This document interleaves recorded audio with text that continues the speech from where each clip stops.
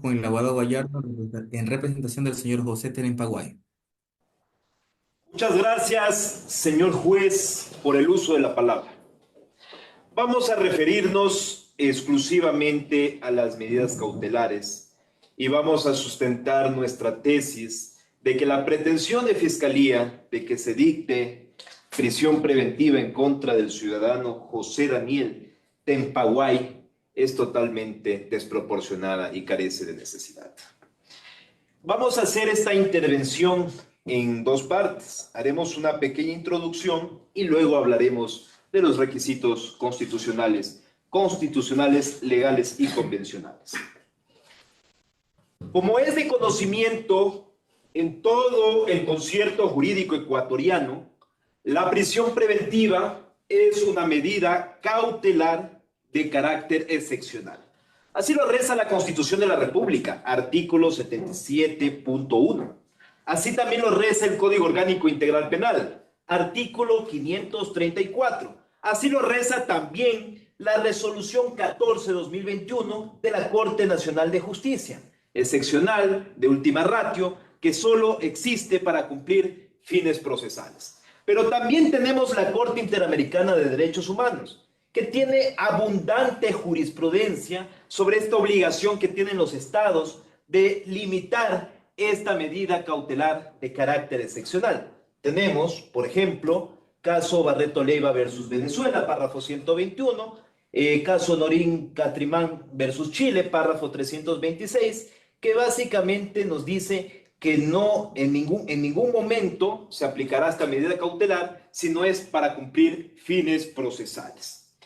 Pero quiero destacar lo más importante, el caso Carranza Alarcón versus Ecuador, párrafo 65, quien nos dice quién tiene la carga de la prueba de demostrar esos fines procesales, la Fiscalía. La Corte Interamericana de Derechos Humanos dice que del derecho a la presunción de inocencia se desprende que la existencia de los fines legítimos de la prisión preventiva no se presume, sino que el juez debe fundar su decisión en circunstancias objetivas y ciertas del caso concreto que corresponde acreditar al titular de la acción penal y no al acusado. Dicho esto, vamos a hablar de los numerales 1, 2 y 3 del artículo 534 del Código Orgánico Integral Penal, requisitos que debió demostrar Fiscalía y que en esta audiencia no lo ha logrado. Y lo vamos a demostrar por las siguientes razones. Respecto al requisito número 1, esto es, elementos de convicción sobre la existencia de un delito de ejercicio público de la acción. La tesis fáctica de Fiscalía dentro de esta audiencia de formulación de cargos fue que desde el año 2022 un grupo de abogados vendían acciones constitucionales a privados de la libertad. Y dice que esto se pudo lograr con la colaboración de funcionarios de la SNAI, agentes de la policía, jueces y secretarios judiciales, identificando la descripción típica de la imputación en el delito de delincuencia organizada. Sin embargo, no es razonable acreditar estos elementos sobre estos elementos de convicción. Señor juez, es importante decir, la argumentación sobre la existencia de esta estructura criminal expresada por Fiscalía es, por decirlo menos, oscura. Y con los debidos respetos debemos decir, no existe una explicación de cómo operan de forma conjunta los hoy procesados en esta formulación de cargos. No solo que no existe esta explicación razonable por parte de Fiscalía para que se hable de una organización criminal, sino que solo se menciona 5.000 chats, pero no se menciona su contenido. No se dice cuál es la estructura, cuál es la comunicación que tienen internamente los hoy procesados y cuál es el contenido relevante, obviamente no los 5.000 chats, pero sí los chats relevantes para hablar de esta estructura criminal. Luego tenemos que decir que se habla de un análisis de la UAFE. El informe de la UAFE es meramente descriptivo, puesto que se agota, vale la redundancia, en la descripción de la transferencia de dinero. Pero como si esto fuera poco, tenemos que el artículo 369, inciso primero del Código Orgánico Integral Penal, exige frente a los verbos rectores como financiar, dirigir o planificar delitos, se trata de un delito fin superior a los 5 años. Vamos a revisar los delitos que ha expresado Fiscalía. Tráfico de influencias, artículo 285 del Código Orgánico Integral Penal, de 1 a 3 años. Lavado de activos, artículo 317, la pena va en razón del monto. Fiscalía no ha precisado un monto alto, citaremos el menor, de 1 a 3 años. Vamos con el prevaricato, 268 del COIP, pena de 3 a 5 años. Concusión, 281 del COIP, sin amenazas, pena de 3 a 5 años. Es decir, la planificación criminal que dice el fiscal en su tesis fáctica va dirigido a delitos cuya pena privativa de libertad no supera los 5 años, generando un error en la configuración típica del artículo 369. Por estas razones consideramos de que no se acreditó el primer requisito. Pero vamos al segundo, elementos de convicción claros, precisos y justificados de que la o el procesado es autor o cómplice de la infracción. Señor juez, en esta audiencia es importante decir lo siguiente. La tesis jurídica de Fiscalía, en específico para el señor José Daniel Tenempaguay, se la formula de forma ambigua, como autor y como cómplice. Y esto lo digo porque la imputación es por el delito de delincuencia organizada, conforme al artículo 369 del COIP. Inciso segundo, que nos habla de colaboradores, pero luego, cuando habla del grado de participación, nos dice que es coautor conforme al artículo 42.3 del Código Orgánico Integral Penal. Os pregunto, ¿el señor José Daniel Tenempaguay es acaso coautor o partícipe? Pero por otro lado, la tesis fáctica de Fiscalía menciona hechos discordantes, señor juez, a la verdad histórica. Se afirma que el señor José Daniel Tenempaguay es agente del SNAI. He conversado con él, he conversado con su hermano, he hecho la investigación en las pocas horas que se permitió la Administración de Justicia para llevarnos a esta audiencia de formulación de cargos. Y esa información es errónea, inexacta, discordante con la verdad histórica. Se está pretendiendo ingresar en esta verdad procesal algo que no corresponde a la verdad histórica. Caso contrario, que nos diga Fiscalía documentadamente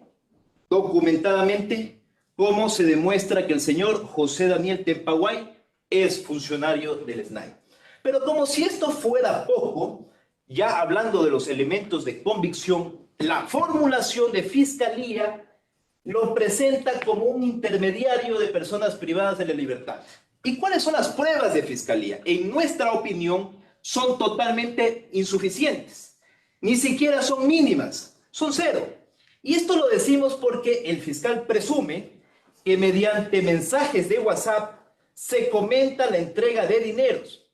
También se presume que se recibe un depósito en el Western Union por $15,775.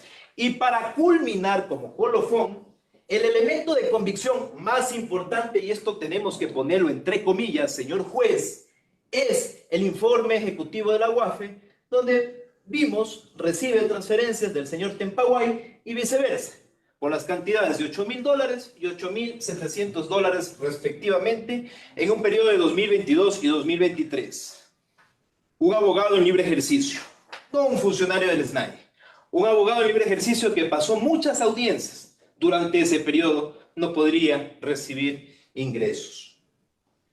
Sin embargo, tenemos que hablar del tercer elemento, indicios de los cuales se desprenda que las medidas cautelares no privativas de la libertad son insuficientes y que es necesaria la prisión preventiva para asegurar su presencia en la audiencia de juicio o el cumplimiento de la pena. Esta abundante documentación que presentaremos a continuación demuestra que no existe de ninguna manera riesgo de fuga, riesgo de entorpecer la investigación o riesgo de que no se asegure la comparecencia del procesado al juicio. Y esto lo digo en un eventual juicio. Y esto lo digo porque Fiscalía ha expresado que sí se cumple con la necesidad. Fiscalía habló de la inmediación, pero Fiscalía titula estos argumentos sin sentar las razones por las cuales se llega a esa conclusión, deviniendo, por supuesto, en un error para llegar a una premisa lógica, puesto que no existe un silogismo ahí, no existe una motivación allí, no existe un argumento, no existe una razón, insisto. Pero esta defensa sí va a dar razones para argumentar de que el señor José Daniel Tempahuay, por supuesto, no va a fugar de la justicia y va a colaborar con la normal investigación de la causa. Vamos a decirlo así. Doctor Gallardo, solamente por recordarle, tiene 2 minutos para concluir. Sea concreto. Gracias, gracias, señor juez, y estoy muy cerca de concluir. Señor juez, es importante decir que no existe riesgo de fuga y vamos a demostrar que las medidas alternativas son idóneas porque el señor José Daniel Tempahuay se encuentra casado aquí en la ciudad de Quito con la señora Diana Margarita Sinmacas. Tiene 2 hijos de iniciales ESTC y JDTS. Este último tiene autismo y su esposa está embarazada y está en estado de gravidez. Todo esto lo vamos a demostrar con los certificados de matrimonio, con los certificados de nacimiento y los certificados de discapacidad, así como los certificados de embarazo y de carné perinatal. También podemos decir que el señor José Daniel Tempahuay se encuentra viviendo en la ciudad de Quito, en una casa, conforme lo demostramos con una escritura de cesión de derechos. También un cuadro clínico psiquiátrico grave. Incluso se habla de ideas de desesperanza, ruina y muerte. Él estuvo internado incluso en el IES y toda esta situación de salud la acreditamos con el historial clínico del IES, Hospital General San Francisco, así como el informe médico psiquiátrico, ideas que consta aquí a continuación.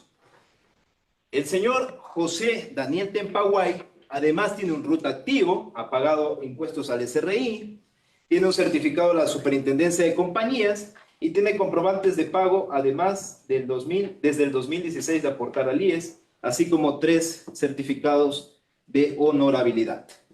Finalmente, señor juez, y con esto quiero concluir, y es importante que vuestra autoridad me permita un alegato de defensa material, en palabras del señor José Daniel Tempahuay, de quien dependen sus hijos, fundamentalmente su hijo con autismo, en 65% de discapacidad, con ese certificado debidamente emitido por el Ministerio de Salud Pública del Ecuador. Para lo cual pido a su autoridad que se le dé 1 minuto o quizás 2 en el uso de la palabra. Muchas gracias, señor. Por principio de contradicción, vamos a poner estos documentos en conocimiento de Fiscalía. ¿Cuál es nuestra pretensión concreta antes de llegar al alegato de defensa material? Y muy brevemente, señor juez, debemos decir que nuestra pretensión es muy simple. La prisión preventiva sería una medida desproporcionada, innecesaria, que pondría en riesgo no solo al señor José Daniel Tempahuay, sino también a sus hijos, a su familia y, por supuesto, a su vida, en razón de que por su labor de abogado penalista tendría riesgo su vida si ingresa a un centro de privación de la libertad. Por eso pedimos como medidas cautelares del 522 las siguientes. Primero, la presentación periódica. Si es posible diariamente, no hay ningún problema, el señor va a colaborar con la Administración de Justicia.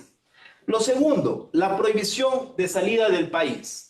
E inclusive, si su autoridad así lo considera, el dispositivo o grillete electrónico e incluso el arresto domiciliario, a fin de que desde su domicilio pueda seguir ejerciendo sus actividades laborales, toda vez que la escuda el principio de presunción de inocencia, que no se ha enervado, y al no cumplirse los fines procesales, no procede y es irracional, arbitrario, innecesario y desproporcionada la prisión preventiva.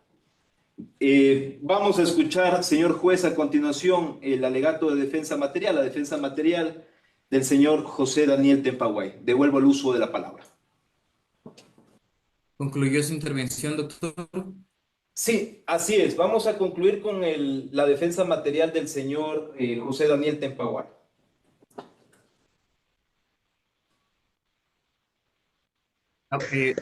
Doctor, no le logro escuchar bien. ¿Alguna interferencia de ¿Aló, me escucha? No hay. Aló, ¿me escucha? Ahí sí. ¿Sí me escucha? Escucho. Sí, ¿quién habla? Buenos días, señor juez, señor agente fiscal, señores abogados. José Daniel Tempahuay Chazipante, en uso de la palabra. Señor magistrado, soy padre, soy hijo y también soy hermano. Todos los días me levanto, es por mi familia. Hace 6 años mi hijo menor nació, tiene preeclampsia. El Ministerio de Salud Pública ha corroborado un 54, su 56% de discapacidad. La condición de él es de por vida. Mi esposa está de 7 meses y días de embarazo. Señor juez, en el mes de julio del año anterior tuve un severo accidente de tránsito en el cual pues me dieron 90 días de incapacidad. Tuve pérdida de líquido óseo y exposición ósea en mis rodillas, en los brazos, en la parte lumbar de los glúteos. Me es incluso incómodo todavía poder sentarme ante vuestro púlpito y poder escuchar. Señor magistrado, me he recuperado, he tenido ansiedad grave, he estado con psiquiatra, con psicólogo, incluso con medicina homeópata, para poder tranquilizarme, estabilizarme, seguir laborando. Su autoridad, ¿por qué no debería dictarse, señor fiscal, una medida como la prisión preventiva? Tengo préstamos, sigo preparándome, estoy actualmente... he acabado el segundo trimestre en la Universidad Andina en la maestría de Derecho Constitucional. Me sigo preparando, su autoridad. Sigo cumpliendo con mis hogares, con el Estado. Nunca he sido agente del SNAI, con mucho respeto. Desde el año 2013-2014 he venido aportando voluntariamente al Seguro Social. He cumplido hasta este mes. Su autoridad, dictarme una medida de carácter fuerte provocaría un daño irreparable a mi hijo. Usted